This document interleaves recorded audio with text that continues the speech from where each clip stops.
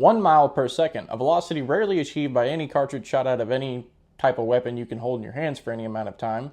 But notice I said rarely and not never. Well, that's because, believe it or not, it's been achieved a couple times throughout history. In fact, one round in particular surpassed it quite a bit. Although, yes, there have been a handful who have tried and failed. I mean, they got pretty close, but they didn't quite hit the mark. In fact, one of those cartridges that got very close is actually the reason I started this channel to begin with, because it's a round that I've always thought is really cool and weird. And although there's not much information on it, so I probably couldn't do a whole episode on it, I wanted to include it in this one because, again, I find it very interesting and cool. So today, we're not only discussing the hypersonic overachiever of the bunch, but we're also going over the runner-ups as well. So stay tuned as we go over some of the fastest, if not the fastest, centerfire cartridges ever devised by man. Now, we're not going over all of them today, but hey, if this video does well, I'll probably do another one because this one was really fun to make. Howdy do, folks, and welcome back to Chambered in History, where we're going over the story of cartridges that made history themselves. From back-of-the-drawer relics to big bore bruisers, we're cracking open the brass cases and spilling out the history. Also, don't forget to like, comment, as well as we are still trying to reach 2,000 subscribers, so if you don't mind, hit that subscribe button to help us reach our goal, as well as to keep you in the loop for all of our cartridge adventures and everything in between.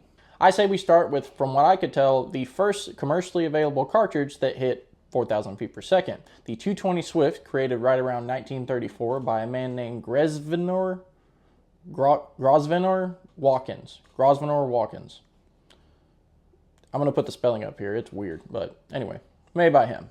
See, in an effort to create an extreme velocity .224 caliber cartridge, Watkins took a 250 3000 Savage case, necked it down to 22 caliber, and stuffed that thing full of powder.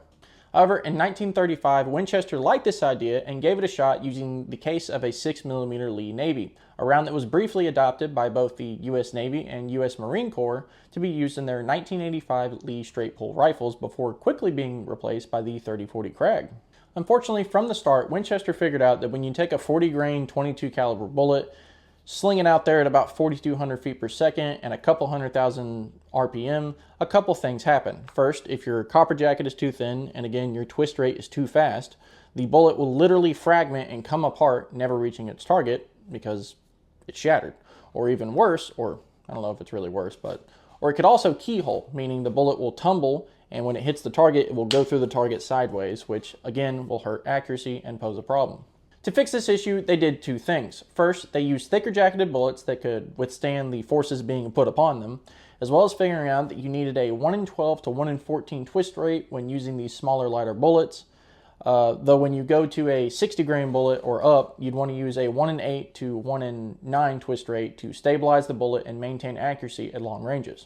The other issue that presented itself was barrel life. See, the round we're talking about today, and pretty much all the rounds we're going to talk about today, were considered overboard. Now, this is when you have a very large case capacity and a very large powder quantity being shot out of a very small barrel. Not only the speeds of the bullets tearing up the barrel as they go through with copper fouling and stuff, but also the powder being shoved through there and forced through that tiny little hole caused quite a bit of erosion because, again, powder isn't always nice to barrels. Sure, it's better than the old black powder we were using a long time ago, but it still is, it gets pretty bad. Winchester figured out that using the lower quality steel they were using for these rounds definitely wasn't going to cut it, as the barrels were losing their integrity and accuracy very quickly. Some say as quickly as 200 to 300 rounds, which is very fast and crazy. But yeah, they would start losing accuracy really quickly, so they figured out that they needed to use a stainless steel barrel in their model of 54 rifles that they were chambering this round in. They also chambered their 1936 Model 70s in this round all the way until 1964 when it was discontinued. Some say with the best barrel materials and modern day cryogenic treatment for the barrels that they're still getting unparalleled precision past 4,000 rounds, which is pretty impressive for such a little screamer. Believe it or not, this round is still sold today. Midway USA themselves sell, I think, 7 different variations or loads and brands and such. So if you can get your hands on a rifle chambered in it, go grab a box and get to shooting. Okay, next up we have the widely known and very beloved 22-250, because if you didn't know, these babies can get cranked up to over 4,000 feet per second, even in the modern day. More specifically, the Hornady Superformance Varmint achieves a whopping 4,450 feet per second using a 35 grain bullet. At least that's what they advertise, and that is wild. Now, believe it or not, the 22-250 started its life for like 2 decades or almost 3 decades as a Wildcat round named the 22 Varminter. Created alongside the 220 Swift, it was made by J.E. Gebby or Jebby, J.B. Smith, along with the likes of Gresvenor Watkins, same with the 220 Swift, as well as John Sweeney. Though sharing similarities in both the end goals and design itself, in fact, they were also using the 250-3000 Savage case for the 22-250. J.E. Gebby or Jebby and J.B. Smith were the ones who finalized it and came up with the design that we now know today as the 22-250 Remington. Now, like I mentioned before, this round remained a Wildcat round for 28 years, despite its popularity, until Remington stepped in and started chambering their Remington 700s in this new cartridge. Thus, its status went from Wildcat to commercially available cartridge, changing the name from 22 Varminter to 22-250 Remington, and those who enjoyed varmint hunting simply flocked to it.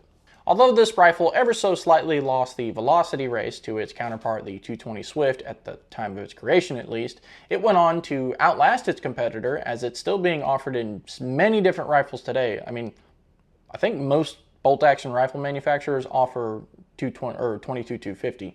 And even Midway USA offers 30 different variations in loads, brands, and bullet types to this day. Another win for the 22-250 was its variation in load types, or its flexibility in load types. See, longtime rifle maker Phil Sharp in 1937 stated that while the 220 Swift operated best when it was loaded to its maximum capacity, the 22-250 operated amazingly from 1,500 feet per second all the way up to 4,200 feet per second, which is pretty impressive because most loads are really, or most calibers and cartridges are really particular about how they want to be loaded, but it seems the 22-250 is extremely flexible in this department. So if you're in the market for an absolute laser that you can pick up rounds for just about anywhere, go ahead and pick you up a 22-250 and go turn some prairie dogs into red mist if that's what you're into. That's what a lot of people use this cartridge for, that and coyotes. All right, folks, we have one more cartridge to go over before we get to my 2 favorites on this list and the 2 most important ones, in my opinion. So stick around as we are almost there. And that's the 204 Ruger. See, in 2004, Ruger and Hornady came together to solve 2 issues with these high velocity or extreme velocity cartridges, one being barrel life and the other being recoil.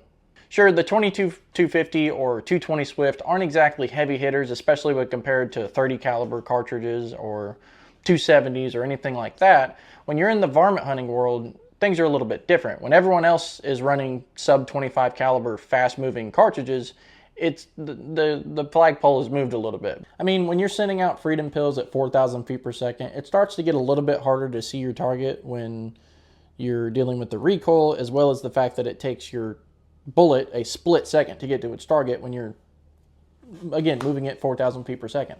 And when it comes to the barrel life problem, sure, we have better materials nowadays, especially, I mean, even 2004, to create better barrels that last longer, but the problem we were still facing was copper fouling.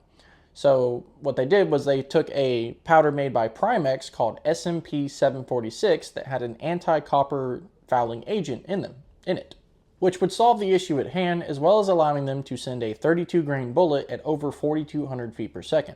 On top of that, another issue was long range accuracy performance, because when you were using a 22 caliber bullet, by the time you got it down to the weight that you wanted it to be to achieve those speeds, you were working with a much shorter bullet. And as we've learned over the years, a longer bullet stabilizes better at longer ranges, so they reduce the bullet diameter, therefore lengthening the bullet by the time they got down to the grains the grains that they needed to achieve those speeds. All this came together to give us the 204 Ruger, an extreme velocity varmint round that was not only flat shooting, but accurate enough to take out prairie dogs from wherever you needed it to. We now arrive at the cartridge that, like I said, was basically the reason I wanted to start this channel, the 22 Irgesplitten Louden Boomer. I think that's how you pronounce it. I think it's kind of German. I don't know.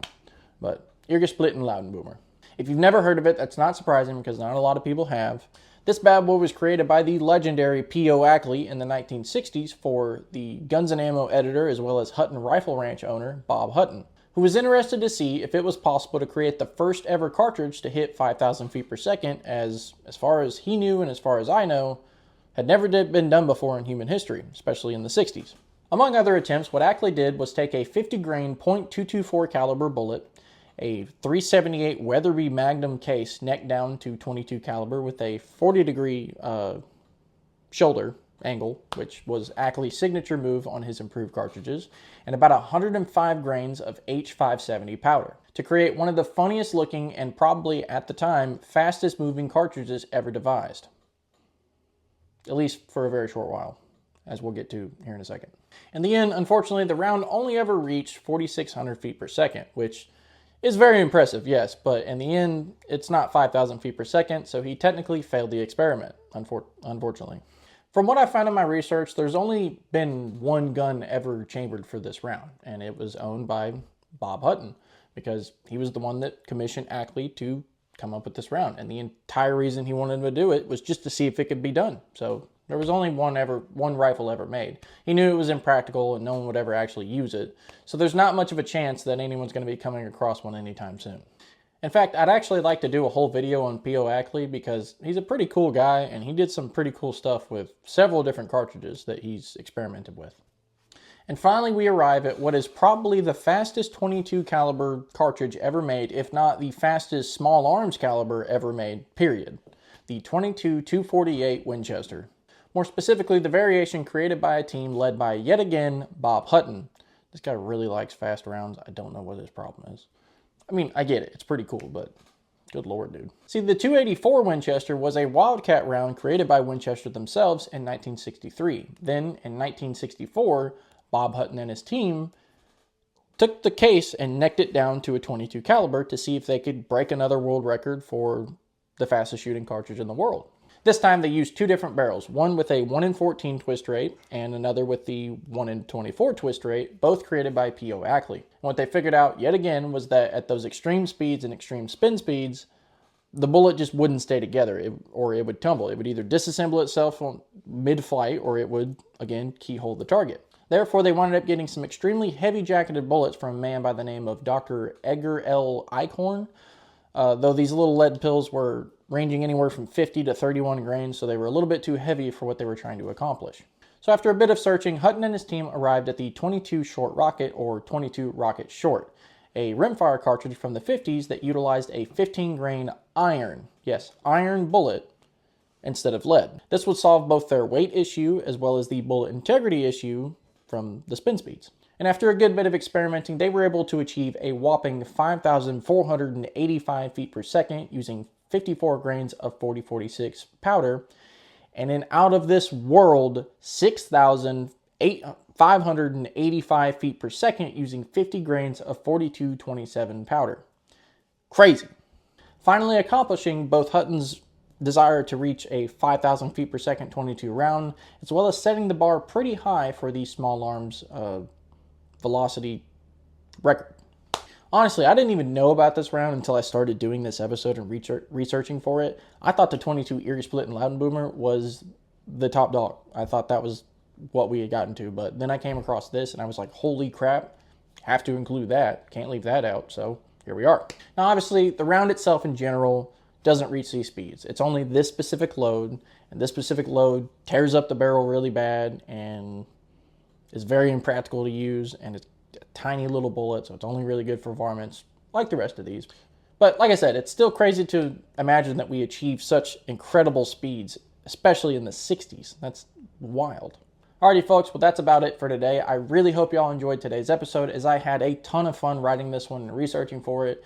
And if everything goes well and this one performs really well, I would love to do another one like it, because again, I had a lot of fun doing this one. It was really cool. And I'm sure there's quite a few more of these extreme speed demon loads out there that I didn't find or didn't see. But the ones we covered today were pretty cool, and I'm pretty satisfied with it. So again, if this does really well and everybody likes it and it looks well to me in the end, I wouldn't mind doing another one like this, because again, I'm sure there's more out there that I have not found that especially you guys can probably tell me about. Again, also, I forgot to put this in the script. If you guys know of any rounds that achieved incredible velocities, not tank rounds or rail guns, all those are insane. Tanks themselves, if you didn't know, like over 5,000 feet per second using what they use. Insane. And rail guns, one website I saw said 8,000 feet per second, and I saw some guy on Reddit said it was like 50,000 feet per second, but I don't believe that. But again, if y'all know of any crazy loads that have really stretched the limits of velocity in the world and in physics, please tell me about it, because if I do another one of these videos, I would love to include the ones that you guys tell me about. Also, I noticed no one really gave a crap about the 11 by 59 millimeter GRAW. I don't blame you. It was kind of a boring episode to make. I honestly didn't enjoy making that episode, so it doesn't really bother me that much. But I figured I would do it since, again, it was France's first ever metallic cartridge, so I thought it was important. But I get it that it performed poorly. It's my worst performing video to date, period. Insane. So don't forget to like, comment, and hit that subscribe button so we can reach our 2,000 subscriber goal, if not surpass it in the very near future. I'd love to be at 1 million. That'd be cool, but that's going to take a while. So, but if you can make it happen, do it.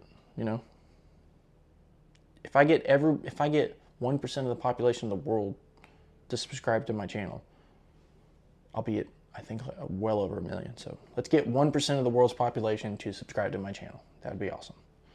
But until then, keep your powder dry, your brass polished, and always stay chambered in history. Thank you.